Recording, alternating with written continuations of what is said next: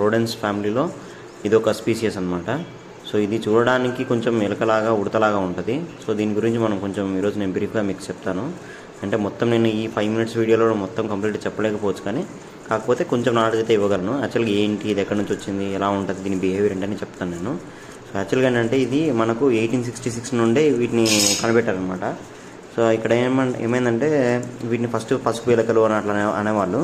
తర్వాత ఏమైందంటే దీన్ని 1867లో జెర్బల్స్ అని ఒక పేరు ఇచ్చారు దీనికి. యాక్చువల్గా వీటిని కూడా మన మైజెస్ లాగానే, ర్యాట్స్ లాగానే దీన్ని కూడా ఏమంటారు, మన ఎక్స్పెరిమెంట్స్ చేస్తారు కదండి, అంటే ఫార్మసీలో ఎక్స్పెరిమెంట్స్ కోసం వాడేవాళ్ళు వీటిని.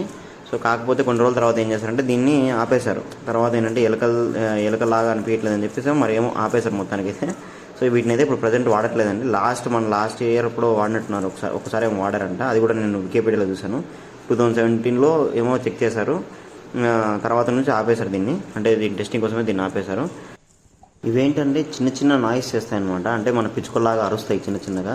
అది చాలా వరకు మనకు వినపడదు, అవి చాలా హై ఫ్రీక్వెన్సీలో అరుస్తాయి. సో అవి మనం వినాలంటే కొంచెం సైలెంట్గా ఉండాలి స్పేస్ అనేది, అప్పుడు మాత్రమే దీనికి మనం ఆ సౌండ్ని వినగలం. చాలా నేనైతే ఫిజికల్గా చూస్తున్నాను కదండి, ఆల్మోస్ట్ ఒక 2 weeks నుంచి నేను పెంచుతున్నాను వీటిని.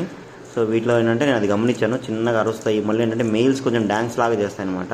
సల్సా డ్యాన్స్ అంటారు కదా, అట్లా కాళ్ళతో చేసే డ్యాన్స్ లాగా చేస్తాయి, టక్టగా అని సౌండ్ చేసుకుంటా.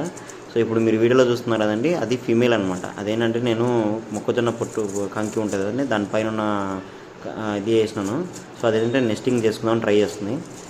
ఏదైతే నేను పెట్టిన ప్లాస్టిక్ బాక్స్, అదే దానికి నెస్టింగ్ బాక్స్ లాగా. సో అందులోకి తీసుకెళ్ళాలని అది భయంకరంగా ట్రై చేస్తుంది, కానీ అది తీసుకెళ్ళలేకపోతుంది లోపలికి. సో ఇక్కడ లోపలైతే మెయిల్ ఉంది. ఎవరైతే ఉడతలు పెంచాలనుకుంటున్నారో వాళ్ళకి ఇది రీప్లేస్మెంట్ అనమాట. యాక్చువల్గా ఇది ఉడతలాగా కూడా కనిపిస్తుంది కొంచెం. ఇది కంగారు ర్యాట్ అంటారు దీన్ని. మరి అంటే కొంతమంది ఏంటంటే కంగారు ర్యాట్స్ అని అంటారు. సో ఇవేంటంటే మనం కింద వదిలేమనుకోండి అవి జంప్ చేసుకుంటూ ఎగురుతాయి. సో ఇదేంటంటే సేమ్ ఉడతలాగా బిహేవ్ చేస్తుంది. ఎవరికైనా ఉడతని పెంచాలని కోరిక ఉండి పెంచలేకపోతున్నారు అంటే, యాక్చువల్గా ఇండియాలో ఉడతలు అనేవి ఇల్లీగల్ అనమాట. ప్లమ్ హెడ్ స్క్వెరల్స్ అని, జైంట్ స్క్వెరల్స్ అని ఉన్నాయి కదా, అవి ఇల్లీగల్ పెట్స్. కాకపోతే వాటిని రీప్లేస్మెంట్గా దీన్ని పెంచుకోవచ్చు. సో ఇవేంటంటే మామూలుగా ఇవి వచ్చి డెజర్ట్ యానిమల్స్. అట్లనే మన సౌత్ ఏషియాలో ఎక్కువ కనిపిస్తాయి ఇవేంటంటే డెజర్ట్లోనే కాకుండా మన గడ్డి ఉంటుంది కదండి, అదేమంటారు, గడ్డితో కూడిన అడవులు ఉంటాయి కదా, అలాంటి అడవుల్లో కూడా ఇవి ఎక్కువ కనిపిస్తుంటాయి. సో వీటిని వేటాడే జంతువులు ఎక్కువగా పాములు ఉండడంతో ఇవేం చేశాయంటే ఎవాల్వ్ అయ్యాయి అనమాట. అంటే ఎగరడానికి ఎవాల్వ్ అయ్యాయి, ఫాస్ట్గా మూవ్ అవ్వడానికి, తర్వాత జంప్ చేయడానికి ఎవాల్వ్ అయ్యాయి వీటి కాళ్ళు అనేవి, వెనక కాళ్ళు. చూసారంటే ఇక్కడ చూడండి, వాటి కాళ్ళు కొంచెం ఉడతలాగా ఉన్నాయి. ఇది నడిచేప్పుడు కూడా ఉడతలాగా ఎగురుకుంటూ నడుస్తుంది. సో కంగారు లాగా జంప్ కూడా చేస్తుంది అనమాట. ఒక దగ్గర నుంచి ఇమ్మీడియట్గా జంప్ చేసి వేరే దగ్గర వెళ్ళిపోతుంది.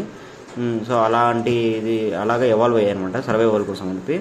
సో ఇవేంటంటే మన అడవులలో ఎలా ఉంటుందంటే, మన నేల ఉంటుందండి, నేల కింద భాగంలో బొరియల్లాగా ఉండి అందులో కాలనీస్ని క్రియేట్ చేస్తాయి. ఇవి వచ్చి హ్యామ్స్టర్ లాగా టెరిటోరియల్ అనిమల్స్ కాదండి, అంటే టెరిటోరియల్ అనిమల్సే, కానీ కాకపోతే ఏంటంటే ఇవి ఒక కాలనీ లాగా బతకగలవు. సో మెయిల్తో పాటు ఫీమేల్స్ ఉంటాయి.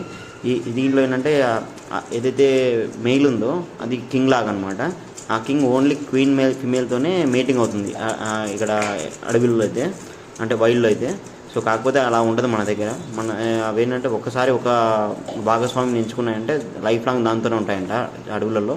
కాకపోతే మన దగ్గర అలా కాదు. కానీ ఎవరైనా జెర్బల్స్ పెంచాలనుకున్న వాళ్ళు కంపల్సరీ పేరుగా తీసుకోండి, ఎందుకంటే సింగిల్ జెర్బల్ అనేది బతకదు అనమాట.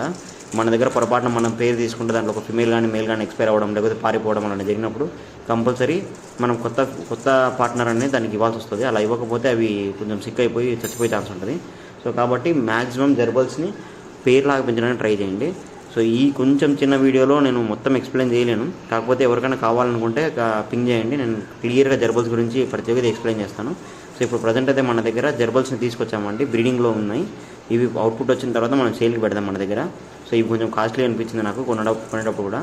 సో ఇలాంటి ఇన్ఫర్మేషన్ మీకు కావాలనుకుంటే మన ఛానల్ని సబ్స్క్రైబ్ చేసి ఫాలో అవ్వండి.